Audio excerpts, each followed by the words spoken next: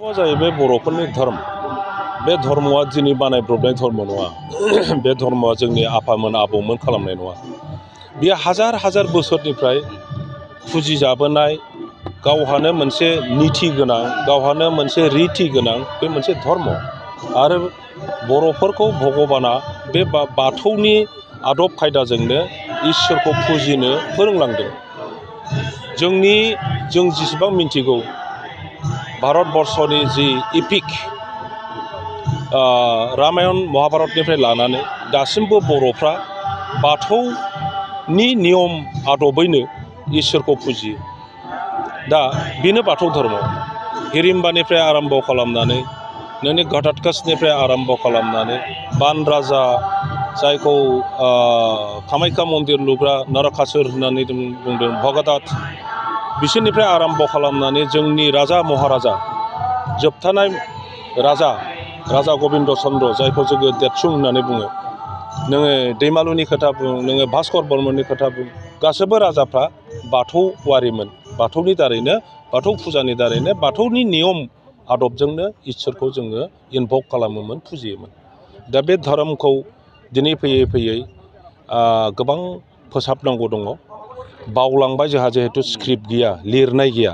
बेखायनो बोरै फुजियोमोन, माजों फुजियोमोन, बबे समाव फुजियोमोन, बहा फुजियोमोन, बेफोरखौ लासैनो सोलाय सोल' जाबोनायखौ जों नुदों। आरो माखासे दिनैनि सभ्यता मोनसे माबायाव समावहाय मानसिफोरनो जेरैबायदि नांगौ, जाय धर्मआ बेखौ होयो, बेनि प्रतिनो आकर्षण जायो। दा जोंहा बाथौ धर्मआ हयथ' माखासे मानसिफोर साननाय लुबैनायफोरखौ जों होनो हायाखै। बेखायनो बाथौनिफ्राय ख्रिस्टान जादों, बाथौनिफ्राय जयगुरु जादों, बाथौनिफ्राय कृष्ण गुरु जादों, बायदि बायदि। दा सम फैबाय जोंनि बर'फोरनि लेखा गोरों बुद्धिजिबि बिथांमोनहा ज' जानानै बे बाथौ धर्मखौ बोरैहाय गुबुन धर्मफोर बायदि मोनसे डिसिप्लिन धर्म खालामनो, बोरैहाय इउनिफर्मिटि लाबोनो, बोरैहाय मानसिफोरखौ इसोरनि प्रति बुजिहोनो थाखाय मोनसे स्क्रिप्ट लिरनाय, मोनसे मेसेज,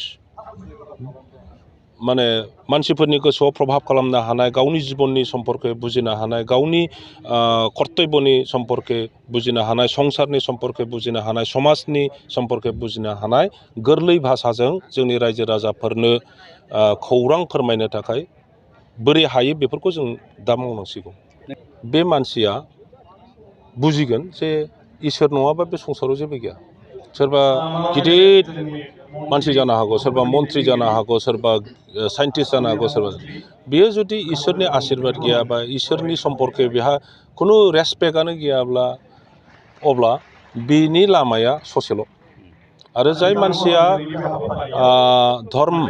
धर्मखौ राजनितिकआव बेबहार खालामनो नागिरदों, इसोरा बेबायदि मानसिफोरखौ बे धर्मनि दारैनो फोजोबस्रांगोन। खिन्थु सोरबाया खामानि मावनानै इसोरनि थाखाय, धर्मनि थाखाय जुदि खामानि मावो, अब्ला इसोरा बेखौ अननानै बिनि खामानि मावनाय कर्मखौ रेसपेक्ट होनानै बिनो आशीर्बाद हरगोन। बियो सासे गिदिर राजनिति नेताबो जानो हागौ। गोनोखो, जेसेबां गोनोखोनि देरसिन सुबुंफोर दङ, बिथांमोनहाबो इसोरखौ गाबज्रिखायो। इसोरखौ गाबज्रिखांनानैसो गावसोरनि रिसार्च वार्कखौ बिथांमोनहा मावो। नोङो प्रिथिबियाव दिनै जेसेबांखि देरसिन डक्टरफोर दङ, साइन्टिस्टफोर दङ, दिनै नासानि साइन्टिस्टफोर जायफ्रा अख्रांखौ एक्सप्लर खालामदों, बिथांमोनहाबो इसोरखौनो मानियो, इसोरखौनो फुजियो। बयबो बुङो जे जोङो जिबनखौ बानायनो हाया, जों साइन्टिस्टब्लाबो जोङो बेमार आजारखौ फाहामनो हायो, खिन्थु जिबनखौ होदों इसोरा।